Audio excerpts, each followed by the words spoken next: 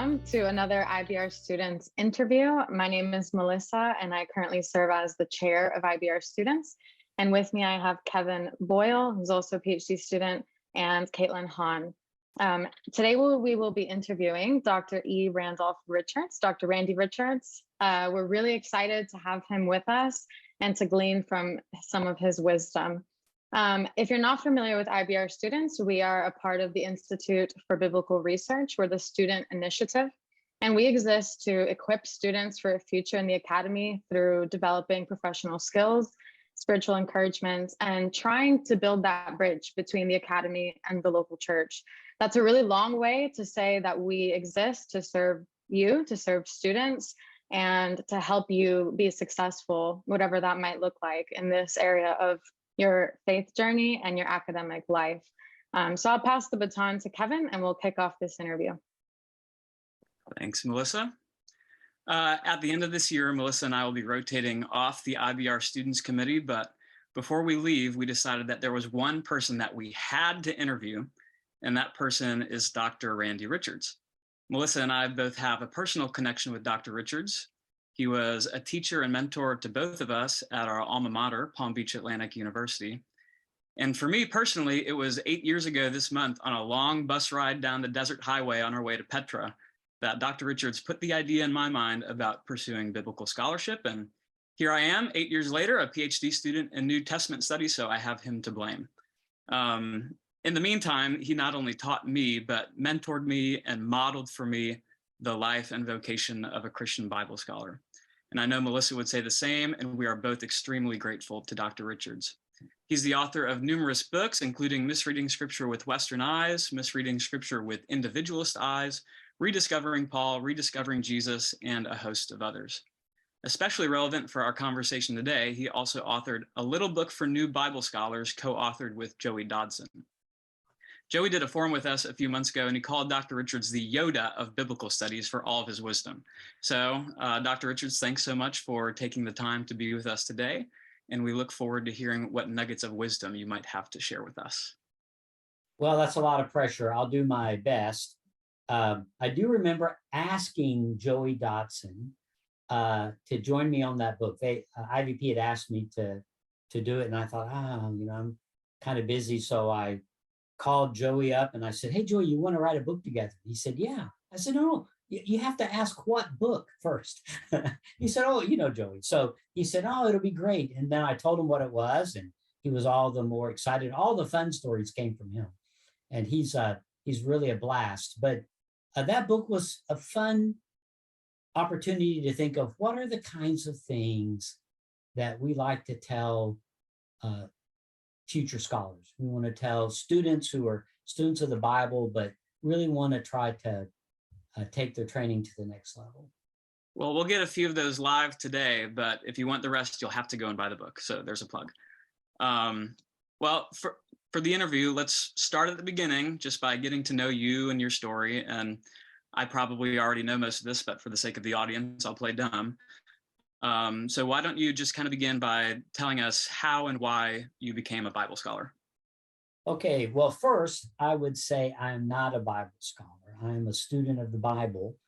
And, it's sad in a way, because if you get a college degree in engineering, you graduate an engineer, or chemistry, you graduate a chemist. In your case, you'll graduate a student of the Bible, which is in many ways the same way you came in. But it's so interesting to hear people say, well, now I've discovered I don't have all the answers, but I think I don't even have all the questions. So it's a really fun field to get into. So how did I get in it? I was influenced by student ministry when I was in college. So when I graduated, I'd felt a call to ministry. And so I decided, I think I'll go into student ministry. I don't know if you even know this, Kevin. So I thought, okay, I'll go into student ministry to show you how the Lord guides the blind. I went to the local seminary, which was actually a great seminary at the time.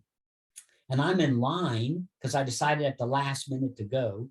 So I'm in line, and the person in front of me in line turns around and says, so what program are you going to register for? I said, seminary. He said, no. They have different programs. I said, really? He said, yeah.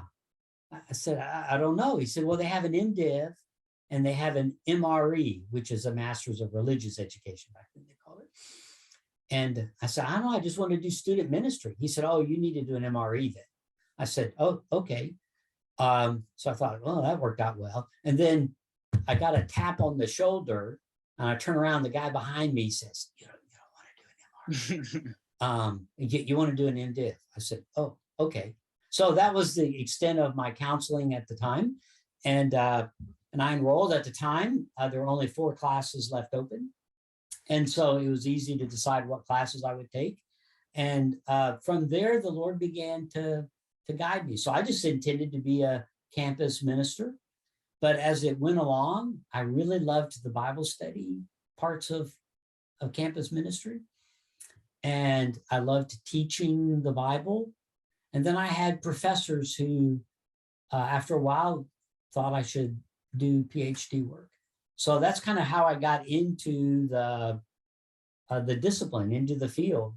And I don't remember when I decided New Testament. I'll have to say, to go ahead and cause chagrin on Caitlin's part, probably, I had an absolutely terrible Hebrew professor. In fairness to him, I think he had been brought out of his 3rd retirement. And just so, and I had a great New Testament and a great Greek professor. And so I just gravitated that way. And then the Lord has guided me. So one of the things I would probably advise your listeners is don't worry so much about, gosh, am I misstepping, second guessing all of your decisions. I think the Lord is a little more sovereign than we sometimes give him credit for. He will get us to where we need to go, so long as we're doing the best that we can. Definitely. So could you tell us a little bit about the PhD experience itself, like who your advisor was, Sure. Your topic, what you studied? I had applied actually at Oxford and had gotten in, but back then you couldn't get a student loan. U.S. student loans didn't apply overseas, and you had to have funding, and my folks couldn't afford to send me across town. And so I had actually worked out a work permit, and back in that day, and my memory is so poor anymore. I don't know if I can remember exactly, but somehow I lost the work permit. I think they pulled it when unemployment reached a certain level or whatever. So I lost a bit of my funding. So I wasn't entirely sure what to do. I had wanted to go to Oxford to study under Ed Sanders, one of the 3 great Paulinists at the time. I'm old, okay. But the great Paul scholars at the time were W.D. Davies, Earl Ellis, and Ed Sanders. So I didn't know quite what to do. And while I was trying to figure out what to do, Earl Ellis and W.D. Davies both moved to my hometown and started teaching there. So I thought, wow, the mountain has been brought to Muhammad. So I ended up staying where I was, and I got a great education. So I studied under the folks people know would be Earl Ellis and W.D. Davies. Now I was actually influenced by 2 other scholars as well who are not as well known. One was Bruce Corley, and the other was Lacoste Munn. But they had Lacoste Munn had a profound impact on just giving wise advice to young ministers. In fact, I thought he should have just taught an introduction to seminary class and been done with it. But I took other courses with him and got a great education. Now, so looking back on your PhD, were there any challenges that you faced, and how did you overcome them? And what would be some general advice for people in the midst of a PhD that you would give? Sure. My big challenge was I was married with a young kid, and my wife was still finishing school initially. So I was working a lot. I worked 3 part-time jobs at one point. And so I was just really way too busy. So that was probably the biggest challenge. And a couple of my colleagues, David Capes, for instance, he was also running a landscaping business and trying to do PhD work. So it was just a challenge in that way. And so if the Lord has blessed you and allowed you to make schooling your primary focus, first, you need to be very grateful and recognize that's not possible for everyone. And then second, the ditch on the other side of the road, and there's always a ditch on both sides. The ditch on the other side of the road is don't pass up opportunities to do some work, even if it's not required. So that was logistics, and that had to do with the 1980s and all of those kinds of challenges. But general advice, one of my mentors came by that he was going through the doctoral carols, headed to somewhere, talk to somebody, not me. And he noticed I was in my carol, and he said, "You're going to finish." And I thought, wow. First off, I'm glad he knows who I am.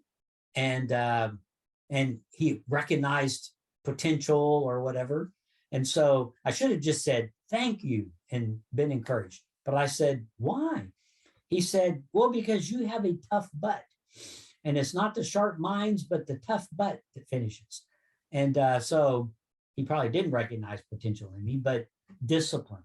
He said, it's always more fun to go out and play Frisbee golf. There's always something more interesting to do than the dissertation topic.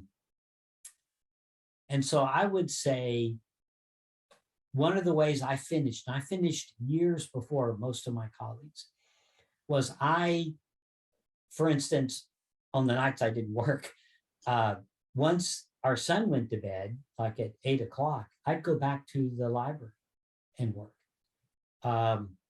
So I just put in the hours. So you've got to find a way to get in the hours that you need to work. Now, some people, instead of hours, they use a word count.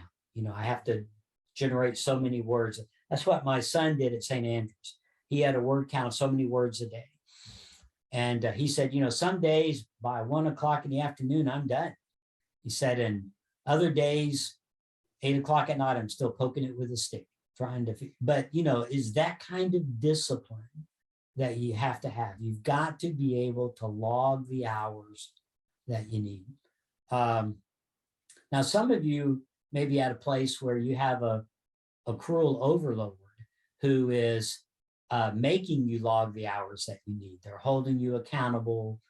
One of my old professors went to Princeton, and at the time, they were required to spend 40 hours a week on campus, either in the library, in class, or in dialogue with their peers. It's kind of interesting. But it was just mandated, and somebody kept up with it. So in some ways, that's kind of nice if you had such a thing. So one of the pieces of advice I would give you is you've got to practice the tough butt system. You've got to park it in the chair and do the work that has to be done. And since lots of people will be listening to this, some of you are in schools where you actually have a supervisor who wants to see what you did that week or wants to see what you did last month. And so you have someone keeping up with you. But some of the listeners are at programs where you don't have any supervision. I saw my supervisor the day I asked him to be my supervisor and the day that I turned in the dissertation. So he would be described as a bit more hands-off than some people are. So, his comment was, "Well, it's your dissertation, not mine." So there's a broad spectrum of supervisors, and the ones who are hands-off, the person has to find their own discipline and how to get it done. My son's supervisor was kind of the same way, very hands-off.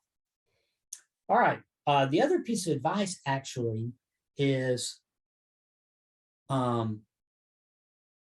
presumably the folks who are in IBR students are intending to work at a faith-based institution of some kind. They're not, although they may, but probably aren't going to be working at a state university, but rather teaching at a Christian university of some kind. And my advice is you need to stay within your faith tradition that you've invested in. You know, for 20 years or something, you've probably been invested in a faith tradition. Don't abandon it 5 years before it's finally going to pay off. So, you know, the joke I always make, Caitlin, about folks who go to the UK is they suddenly become Anglican. And then they come back to the US where there aren't any. And actually, so what I tell students is don't join your favorite place. Join the place that's going to give you a platform for doing your ministry once you graduate. So one of my young colleagues, his best buddy at Cambridge had grown up Nazarene. And then when he came to Cambridge, of course, he became Anglican. And when it was time to go back to work, he couldn't find a job because job market is very tough. I think you guys are going to ask me about that later. And lo and behold, a Nazarene college had an opening, and he rechanneled all of his old Nazarene roots and was able to land a place. Not everyone can do that. So stay within your faith tradition unless by conviction you need to change. So that'd be the other place of, I make the point that ministers are not like lay people. Lay people join the local church that they like. You know, I like the preacher, I like the music, I like my pew buddies and all that sort of stuff. Ministers should join a church where they feel comfortable enough, and that place can provide a ministry platform for them. Particularly, we're going to talk about serving overseas. Certain organizations, certain faith traditions within Christianity provide a better foundation for serving overseas than others. So anyway, how was that? Great, perfect. But let's pick up the story. We left off with you just finishing your PhD. So now tell us what the first few years after the PhD were like. What were your first few jobs? How did you get those jobs? And what were they like? Right. So during the PhD, one of my 3 jobs was I taught at a local community college. That particular campus, I think, had 14,000 students on it. And I was the religion department. So I taught a Old Testament class and a New Testament class. I think it was called Introduction to Judaism, Introduction to Christianity or something. And my buddy who was in philosophy was the philosophy department. And we shared an office so small, we both couldn't stand up at the same time.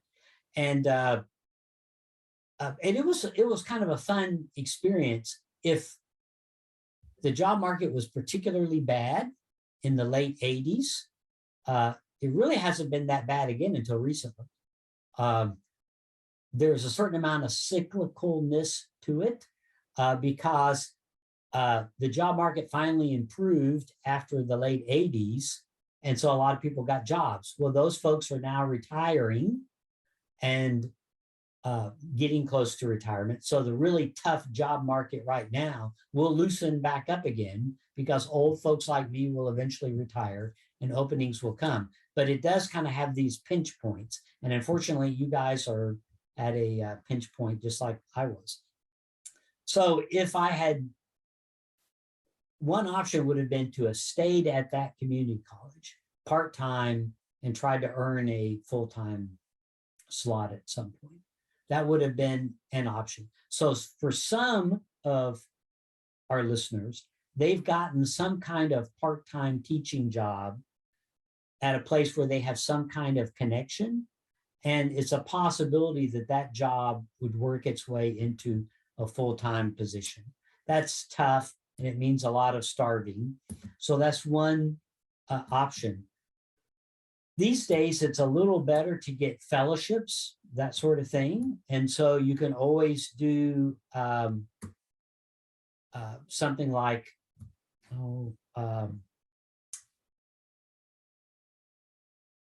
Rick Hess at Denver. He graduated, did a 1 or 2 year fellowship here, and then another one over there, and then another one over there, and then another one over there, and then landed a cherry deal at Denver Seminary. So that's an option as well. In my case, I had been open to the possibility of teaching overseas. And even if the job market was terrible in the US, there was always a pressing need abroad. And so that's what I actually did. I left the US and went and taught in Indonesia for 2 terms, 8 years. And so that's how I got my first teaching job, full-time teaching job really, was I was a missionary professor in Indonesia. So my wife and my 2-year-old son and my 8-week-old son, we got on a plane, and a mere 56 hours later, landed in Indonesia. And I had a wonderful, wonderful experience there. We could talk about that a little bit more later. After 2 terms there, I got a teaching job at Williams Baptist College. Very grateful. I mean, we were starving to death there, but I was very grateful for the position. And in a lot of ways, it was a great place to re-enter the US, kind of a low pressure sort of assignment. They were just happy I was there, and I was happy to be there. Eventually, we just couldn't make ends meet. And so Ouachita Baptist University actually hired me. Danny Hayes, Scott Duvall, and some other great scholars. And so I joined a group that was, I like to say, a fast pack of dogs. Those guys were running fast and publishing and doing great work. My dean at the time, Scott Duvall, was, I think, 1 month older than me or 1 month younger than me, something like that, and no intention of ever leaving Ouachita. So an opening came open for a dean position. I ended up at Palm Beach Atlantic University. And from there, I was strong-armed into provosting for 5 years after 11 years as dean. And now I'm still there, but I have stepped back from provosting for my last couple of years to do some teaching and writing. So there you go. I have a boring life. Well, we're great. Melissa and I are grateful for your time at PBA and all that you taught us during that time. But if you could you take us back to the time teaching overseas, and in light of the bad job market, or the tough job market, we'll say, what would you tell somebody who's thinking about that option? What advice would you give?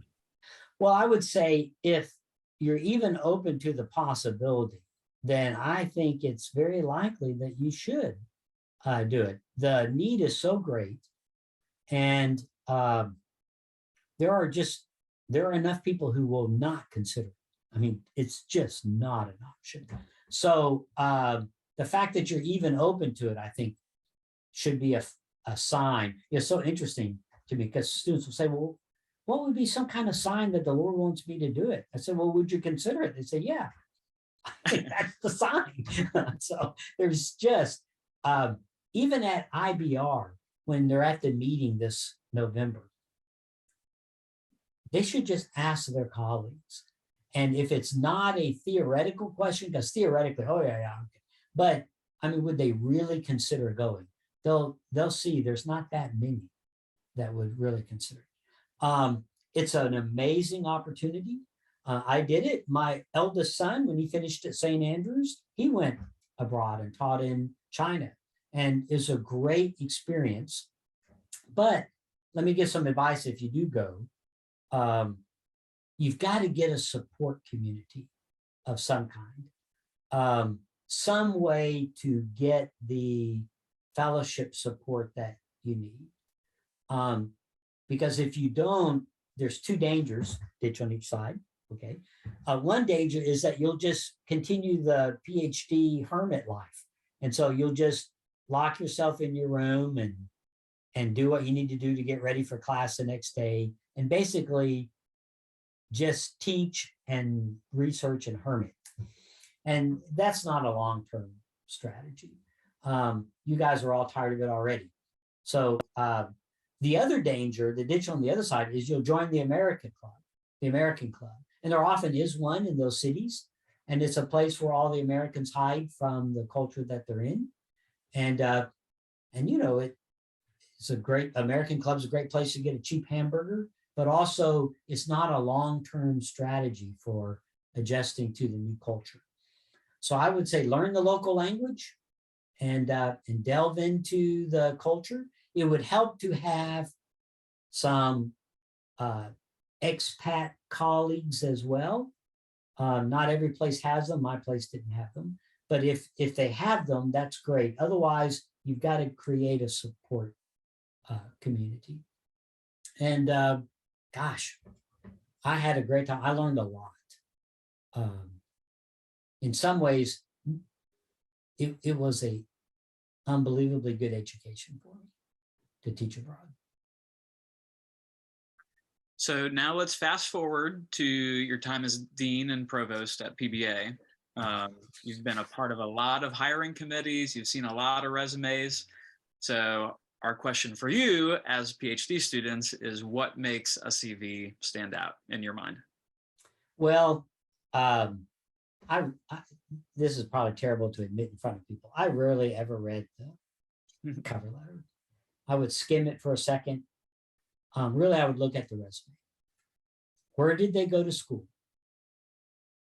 And since we were an evangelical little e, an evangelical institution, what are they doing as far as churchmanship goes? Are you serving somehow in a church community? And preferably one that would match, the institution. So if you're at a strong school, like all three of you are, if you're at a strong school, then I'm not as interested in the fact that you've done 20 book reviews or something. Rather, have you kept your other foot in the church in some way? Now, if you're at a school that's not as strong, then, because ultimately I'm looking at, do you have a leg and a foot in scholarship? And do you have a foot in the church? And can you demonstrate both? And so that's an important factor for me. Now, sometimes that will get you to the short list. And there's the secretary's cut, we call it, which is people who don't have the degree that they're supposed to have, or they're in the wrong discipline. They're just applying everywhere. So the secretary makes those cuts. And then, you may have 30 resumes left. And then we look at, have they demonstrated scholarship and churchmanship? And that gets you to the short list. After that, it's a matter of fit. And this is encouraging and discouraging at the same time. It should encourage you if you got to the short list and didn't get selected. It's usually a matter of fit. It's not an issue of qualifications. You got to the short list because you were qualified. But at this point, there was some other variables, like, gosh, it'd be great if we had somebody who could also do a little church history. But we're not going to put that in the job application. Or we really need, for instance, at PBA, we've lost our faculty members who were really great at student esprit de corps and taking students out on ministry teams and just building undergrad community. So one of the unwritten requirements we had was, gosh, out of the 3 openings we're looking at, we'd like somebody who could, they show something in their resume that demonstrates they have the ability to do that kind of thing. You either do or you don't. Does that make sense? So I would say, there's this pressure to get your resume down to 1 page. No, I don't think so. You want to list the things that you can do. Cover letters are good for explaining something peculiar about your resume. Like if you got a full-time job and you're leaving, why are you leaving? And that might be the reason the cover letter is where you would explain, they're downsizing the university and, this, that, or the other, or my wife wants to return closer. So in other words, I'm not leaving where I am, except I would leave it to go to Florida where we are because my wife's family's from Florida. Okay, that would be great. Or someone who says, hey, my husband has the kind of job he could move to one of 3 states. Florida is one of the states. So we could make the move as a family to go to Florida. I think, oh, great answer. And that also helps me to know this person is not going to be jumping, hopefully, 2 years from now somewhere else. Does that make sense? So I think if you're looking for a faith-based school, you need to keep aware that we're looking at both requirements. Now, not all search committees do a good job of that, but the dean would and the provost would. That's extremely helpful, and also a nice segue into our next topic, which is on the relationship between the spiritual life and the academy, which Melissa will take over for us. So Melissa, over to you. Thanks. Yeah, thanks for all of your reflections so far. They're really helpful. And something you said earlier, I was thinking, history repeats itself, because I remember my first year in the MDiv at PBA. I was one of the first people in the School of Ministry building. The sun hadn't come up, and you were also in the building. And I was sitting in the grad cave, as we called it, which was our closet, where we sort of smushed into. And you passed by and you stopped and you said, I think you're going to be okay. And you just kept going. And so history repeats itself. You did the same thing to me too. He's repeating his anecdotes. Yeah, Indeed. there you go. And repeat later. You'll have a chance to encourage a future scholar. Yeah, that's great. A couple questions, about your spiritual life and the academy, which is something with IBR students. We try to bridge that gap and be a space where students can explore that intersection. So how do you understand the relationship between your scholarship and your spiritual life? And maybe what have been a few challenges and rewards of that close connection? Okay, I do not view what I do as a job. It was never a job. It was always a calling. My calling was to prepare the next generation of teachers. Now I would be creating ministers and teachers. So some would be teaching the Bible at a local ministry, and some might be teaching at a university. Early on, my job was to train ministers, and that's kind of what I identified myself with. I'm training the people who will be serving in churches and parachurches and that sort of thing. But the Lord always gave me a chance to work with the next generation of teachers. And so I viewed it as a calling. I still view it as a calling. And that helped encourage me. It also helped me to stay focused. I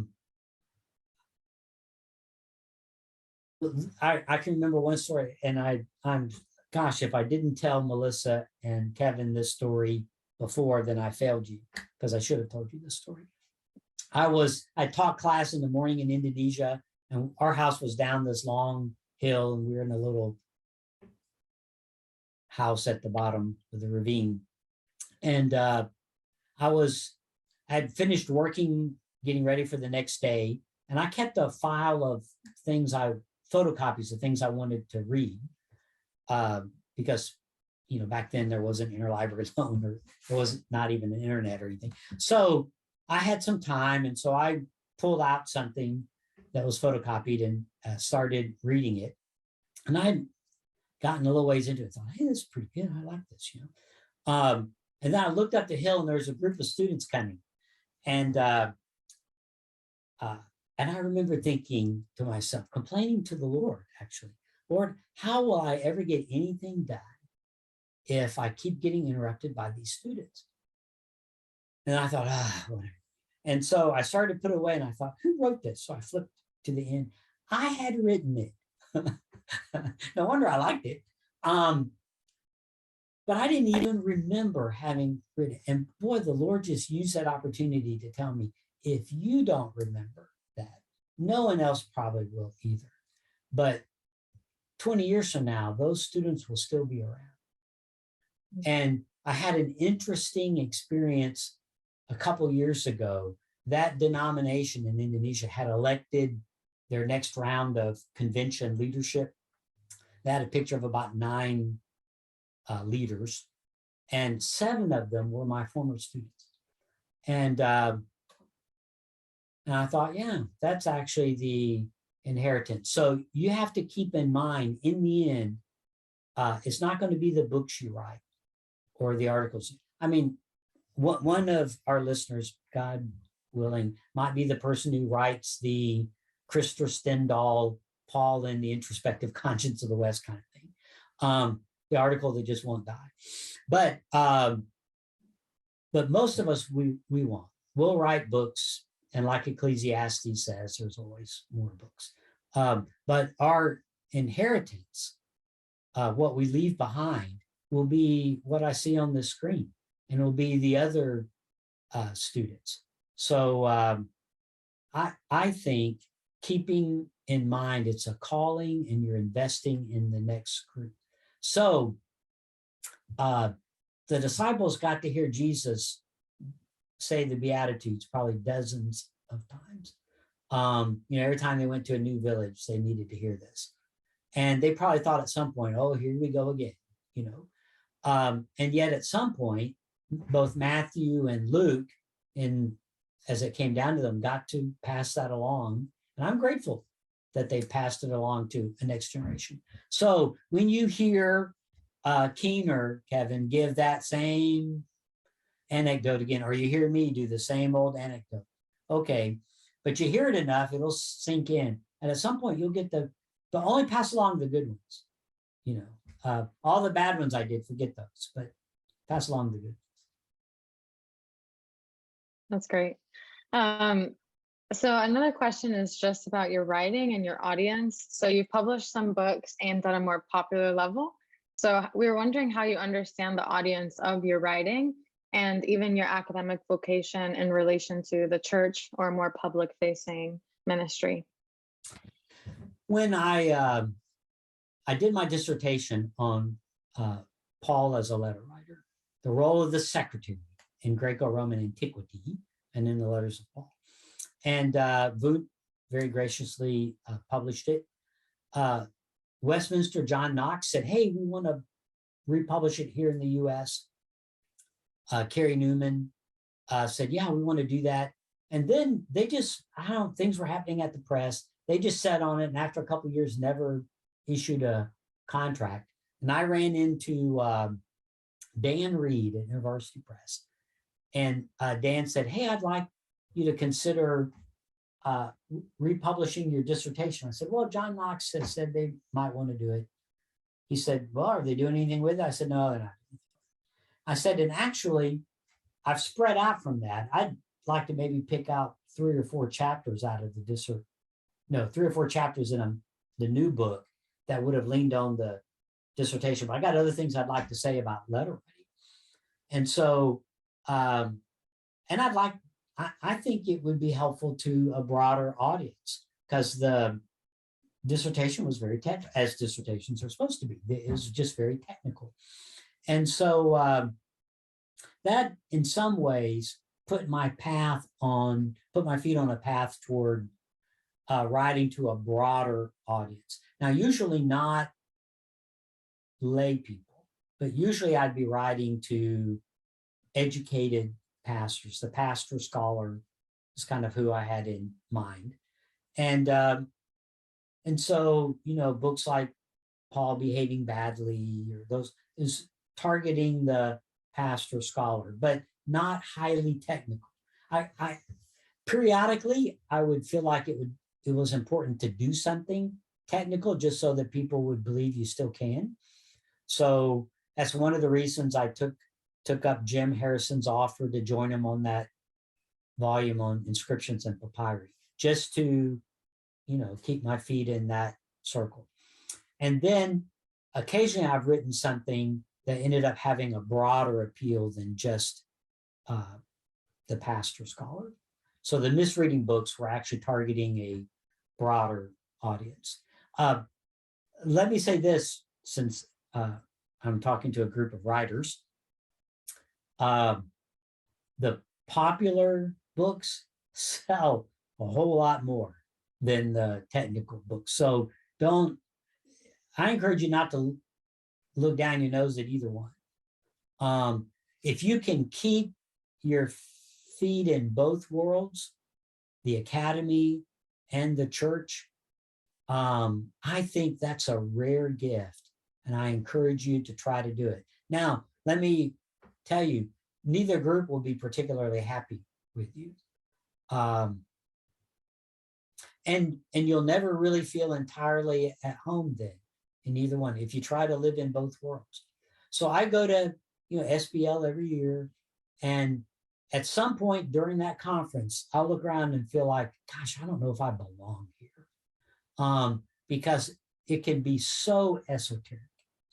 But then, I get into churchmanship stuff, and the stuff I write's a little too technical to do really well in that area too. But if you can do both, if you can translate the technical stuff into an educated layperson's audience, you have a rare gift, and you should certainly use it.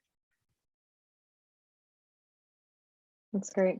I'm going to go off script and ask you one more question about spiritual life and your vocation in the academy. So I'm wondering if there is a more popular level book that you're working on, or one that you would like to see written, or you would like to write yourself. So what's missing? Oh, gosh. Since you're off script, I didn't have a chance to think about it ahead of time. If you had asked this a few years ago, I would have said, I want to write a book on honor shame. So I did that. Mm-hmm. The commentary on John in the Word Biblical Commentary that I'm working on, they remind me all the time that, you're not writing to the academy. And it's so easy to want to get technical. And that's not the point of that commentary. I have, I've knocked around a couple of ideas with some other folks, but I need to not. And my wife has said, don't take any more contracts on anything until you finish the John commentary. So there you go. Well, look forward to that then. Oh, I hope to finish it before the Lord comes back. As most people writing commentaries say. All right, Caitlin, I think you have a few more questions to finish up our time. Yes, thank you so much so far. I just have a few questions about research more specifically. So can you tell us a little bit about your research that you're doing, which you kind of did in this last one, but your research, and what is your writing process from start to finish? Sure, Caitlin. I probably don't write the normal way, so it may be helpful in case somebody else out there doesn't write the normal way too. They'll say, well, at least one other person does it that way. After I've researched and read about this stuff, I'll sit down like this. This is a current project, and I'll just jot down ideas that I think I need to talk about in that. And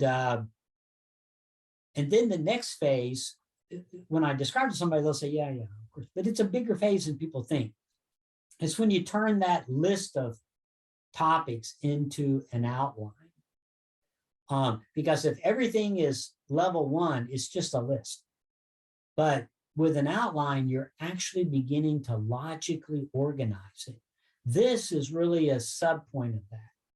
And actually, these three things are really about this bigger topic. So in many ways, it is critical. You're beginning to organize how you're going to talk about that topic.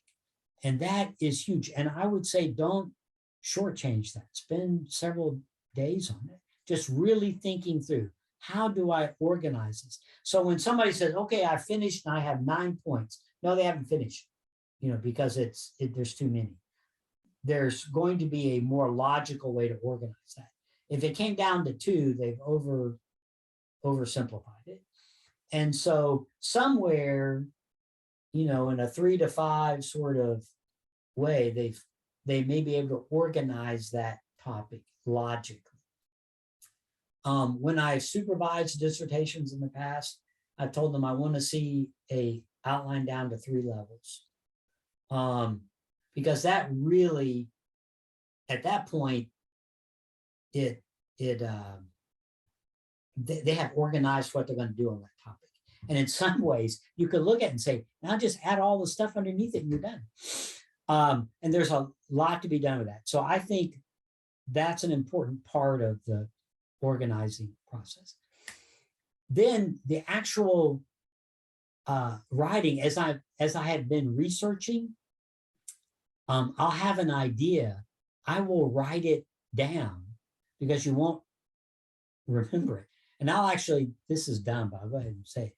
I'll write me, and then I'll write the idea down because later I won't remember, did I come up with that or did I read that somewhere? And at times when I've been reading something, I'll have a sort of conclusion about what I think about that idea. And I'll go ahead and write it down, me, and I'll write, I think it's this and this. And sometimes when I've done further, I'll think, no, I don't think that's right anymore. But lots of times that is what I thought about that topic. I learned it in a clever way. At one point, I had been reading something about Cicero and his travels and where he left his main secretary and where the other secretary didn't go or whatever. And I thought, that means this, which means this and this. So we can draw 3 conclusions from that. 1, I wrote it down, dashed it down. 2, I dashed it down. And then something happened and I got interrupted. When I came back, for the life of me, I couldn't remember that 3rd point.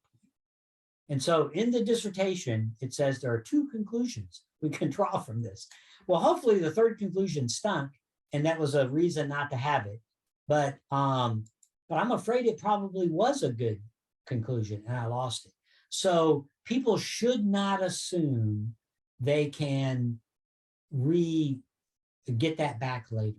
They need to jot it down in some form. I have regretted when I had jotted it down too cryptically, because then I couldn't figure out what in the world I was thinking at the time. So Melissa was offended and left, but then felt badly about it and came back. So I will write notes and draw my conclusions as I come along, that sort of thing. Then in writing, one of the things that people will often do at the beginning, they'll want to write an introduction. Well, if they feel inclined to do so, I would tell them, go ahead and do it. It's probably going to end up being your conclusion, because in writing the introduction, they'll kind of talk about, well, I did this and I found this and I thought this, and therefore I think that, which is really the conclusion, because the paper is going to go back and trace through how you do that. But at least you wrote it down. And so that's good. I encourage students not to posit a thesis. I'm going to argue for this, because then that tells you, well, put in all the points you want to argue for and leave out all the weak spots. I think find the evidence and put out the evidence and then draw conclusions based on the evidence. But when I write, I'm fleshing out that outline that I have. So I'll get fired up about a part. I'll just skip to that part of the outline, which started out 2 pages and just keeps growing until finally for a paper, it's a 25-page paper. But I'll flesh out that part. And then when I get to a point where I've kind of lost momentum, I think, well, I need to talk about this or that, but I'm not motivated anymore, I'm tired. So I'll actually write blah, blah, blah, and then say, I also need to talk about this and this and this. And I'll highlight in yellow the blah, blah, blah part, so I remember not to forget that part. And then I may go work on another part. So I actually hop around in the writing. I have a colleague, and Melissa and Kevin know him, but I'm not going to name him. He will stare at the screen for 15 minutes and then type a sentence. Well, I've written 30 in that 15 minutes. But that sentence he wrote will still be in the final draft. And maybe none of what I wrote will be in the final draft. So we write very differently. And some people, they write it when they're done, they're done. And mine, I ramble. And so when I finish, then I'll start moving things around. I realize, well, I talked about that in 4 different places. And so I'll consolidate it. And so my writing is a bit messier, but that's just how I do it. Kevin has experienced it because he and I wrote an article together. And would that describe it? I'm very much the stare at the screen for 15 minutes thing. So it was an interesting way to do it. It was an interesting dynamic. Yeah. And I would say figure out who you are and how you research. The mistake would be to try to do it the way that's not you. And that's difficult if your supervisor, for instance, thinks you ought to do it a certain way. But a successful dissertation is one in which the supervisor is happy. All right. What else, Caitlin? Thank you. Our second question for research is, from your vantage point, what is on the cutting edge of New Testament study? So what are you currently really excited about or interested in that people are doing and talking about? Well, this is, I mentioned before we began that there's probably 1 or 2 questions that you'd be disappointed in, and this is one of them. It's like when people say, name some good books on such and such a topic. My mind goes completely blank and I can't think of anything. During my doctoral exam, I've heard the story still told. The professor said, name some good books on Paul. Just my mind went blank. He said, well, like maybe Schleiermacher. Oh, Schleiermacher. So I talked about him, named the book, talked about it a while. He said, anything else? Nothing. So he named another one. And I named the book and talked about it. They ended up having to give me every single book. It was ridiculous.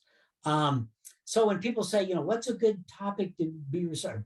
I don't. And there are you will meet some folks who shed good ideas like dandruff. I mean, they just, you take a doctoral seminar with them and, every week they mention 2 or 3 great research topics. They're just amazing like that. Now, what I would say, in my day, what I did, so you have to convert it to a 21st century model. I had a shoebox in my doctoral carrel. And whenever I'd hear a good idea, I'd write it on a piece of paper and tear it off, and I'd throw it in the shoebox. And so when it came time to pick a dissertation topic, I was first thinking about the topics that I was doing that semester. But I pulled down the shoebox, and actually what I ended up writing on was an idea that came out of my first seminar, my first year. I've long since forgotten about it. And then when I looked at it, I thought, oh, that's right. That was kind of interesting.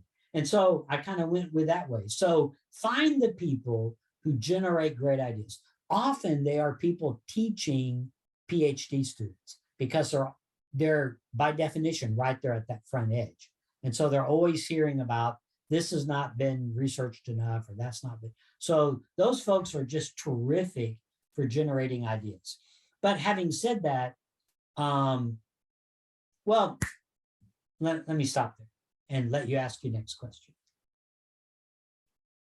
Well, you already jumped the gun in kind of answering the next question. I'm going to answer it better, I think. Do you have anything more you would say in terms of advice for students who are in search of a research topic? Yeah, I do actually. And my students get to hear this quite a bit. I generally discourage topics like the theology of the Holy Spirit in 1 Peter. I mean, holy mackerel. Well, somebody at some point in history may write the definitive topic the definitive discussion on the pneumatology of First Peter. But it doesn't seem likely someone at the beginning of their career is going to do that. So it seems to me a topic destined for a shelf to collect dust. One of my dear friends wrote basically Paul's theology of the Spirit. And it sat on a shelf. I mean, he graduated, so it was successful. Now at the end of his career, when people are interested in all of his thoughts on stuff, people will dig that thing out to look at it. But in general, I discourage students from topics where it's a he said, she said kind of topic. You know, you think it's this and they think it's that, and somebody else thinks it's another thing. To me, I like topics where you can master it, where you can say, I have looked at all of this data and this is the situation. So, you know, I think I used to, for a while, encourage people to think about, you know, almsgiving. It happens in the New Testament all the time. They refer to it. And at the time, nobody really knew what it was. So, you know, to be able to research in the first century world, what was almsgiving? You know, how did it work and what were you supposed to do? And well, you know, to be able to say, I've looked at all of the Jewish material and all of the Greek and Latin material, and this is what it says about almsgiving. Well, you know, it's going to be hard for somebody to say, tain't neither.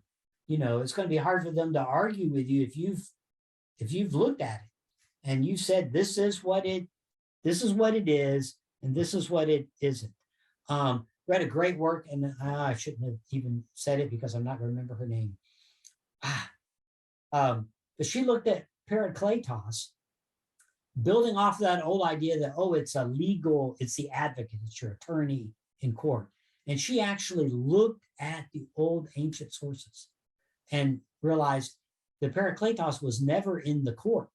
It was always the person outside the court advocating for the client, basically a broker, a mediator. So, I mean, by looking at the material, she was able to draw some really great conclusions. So that's a personal peeve of mine. I encourage people to do something where they can have the last word on it. Now, you got to drill down pretty small, but that's what a dissertation is for. So people can say, well, okay, this is what it is, or to master it. One of Kevin and Melissa's colleagues is working on Greek shorthand.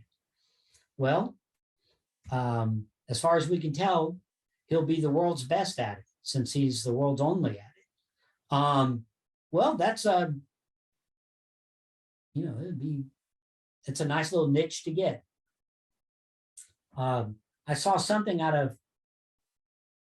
it came out of Cambridge the other day, and it's where somebody had carved out a niche on something. And I thought, oh, that's interesting. So that would be my suggestion about a research topic. It needs to be your first word on something. Now, people put additional pressure on, wow, this is what you're going to study your whole life. Well, no, not necessarily. But it needs to be doable. The last requirement comes from my wife, actually. She said, people don't have to understand it when you first say it, but once you explain it, they need to see why it makes a difference that you would do that. You know, she calls it her so what question. So people need to think, oh, okay. So when I said I'm working on Paul's use of a secretary, people are like, okay. And I said, well, it really helps address the issue of Paul's writing style, and people use Paul's writing style to argue the pastorals, for instance, aren't Pauline. And this addresses that issue, and people go, oh, okay. So it would answer the so what question. So in the end, in picking a topic, it helps if people, once you walk off, if people aren't looking at your back and thinking, why in the world would anybody ever write on that topic? There's a reason there's the old joke that there was a dissertation that the Iliad wasn't written by Homer, but was written by another 6th century Greek poet with the same name. I mean, you want to avoid the stupid topic. Was that too harsh? No, that was great. Well, Melissa can edit that part out. Well, that was my final question, so I'll give it back over to Melissa. We just have one final question for you. And if there's anything that we missed that you might want to add for our students listening, who some are master's students, some are PhD students, but all of them are thinking about a future in the academy in some capacity. Yes, I would say imagine where you want to teach. And if it is like anywhere God calls me, it's too vague. And it's the old joke about, hitting a target that vague, you just can't ever hit it. So imagine the place. You're not telling the Lord this is where you're going to be. But if you say, for instance, I'd like to teach at a place like PBA, okay, or Mid-American Nazarene. So you imagine a place that's got specificity to it. And so I'm going to be teaching Old Testament there. And what I'd like to be doing is teaching ministers predominantly why they ought to be teaching passages out of the Old Testament, why it matters, why it's life-changing. And this is what I want to do. I'd love to be able to inspire some student there to eventually go on and do her own PhD in Old Testament and just make a difference in the world. Okay, great. So you imagine something that specific. Then you want to be working on the things you ought to be working on to be the kind of person that place wants to hire. So if you need to be presenting more, or you need to be engaged in more local ministry, or you need to be doing this more, that, whatever it is. If I know Kevin, for a while at least, was thinking about teaching overseas. So if you say, I want to be teaching overseas, then you need to be looking at the kinds of agencies that can send you, sending agencies, and what is it that they're looking for, and which agencies have the kind of location where I would like to be. I'd like to actually teach at that place. Some schools are so mature abroad. They are basically just hiring their own nationals, and which is a great place to eventually be. Well, that's good, except if you're not one of the nationals, you're not going to be teaching there. So you need to be looking at, okay, what is it that I'm going to be doing? Or my calling might be, I'm going to help upgrade the teaching abilities and the credentials of their indigenous faculty. Great. Then what skills, what things do you need in order to be able to hit that target? Have a, what do I need to do to be and stay employable? This is not the time to think, well, I'm just going to be such a great Bible scholar. They're going to want to hire me. Well, a lot of great Bible scholars graduate every year. So what do I need? And it doesn't hurt at these conferences to try to make some friends at some of these places to find out what advice would they give you? What other things can you be doing that would make you the kind of person they want to hire? Does that make sense? All right. That's great. Well, that's the end. Unless you have something else you'd like to add before we close out. Thank you so much. Or I do, actually. Oh, please. Melissa, I've heard you say before, thank you to some professor for spending time with you at a conference, that sort of thing. But your presence is a blessing to old folks like me too. And so it's a joy to see that the future looks bright. I think your generation is much more promising to the church than mine was. We were the me generation. We were a mess. And the church managed to survive us. So don't listen to the folks who sit around and wring their hands and worry. In 1980, we were told, the academy is fading away. There's not going to be jobs. There's not going to be opportunities. It's the death of denominationalism, the death of Christian higher ed, yada, yada, yada. Well, I guess eventually maybe they'll be right. But I wouldn't spend any time worrying about it. Its demise has been predicted numerous times before. And there's a place for people like you. And the Lord will locate you there. But try to follow his leading as much as you can. All right, I'm going to quit. That's great. We could keep going for another hour, but I think we'll stop there. Thank you so much again for your time and for answering all of our questions and for thinking with us about these important topics. And thank you to all of you that have joined on YouTube and online and are watching. We hope that this was encouraging to you, and keep an eye out for more interviews from IBR students. If you're not already plugged in with the things we do, we would love for you to get connected. We have a Facebook group, we have an email list that goes around, and we have events at IBR every year. So if you're a member and you're a student, you are more than welcome to join us. And if you're not, do please reach out on Twitter or on Facebook, and we would love to get you plugged in. So that's it from us, and thanks again.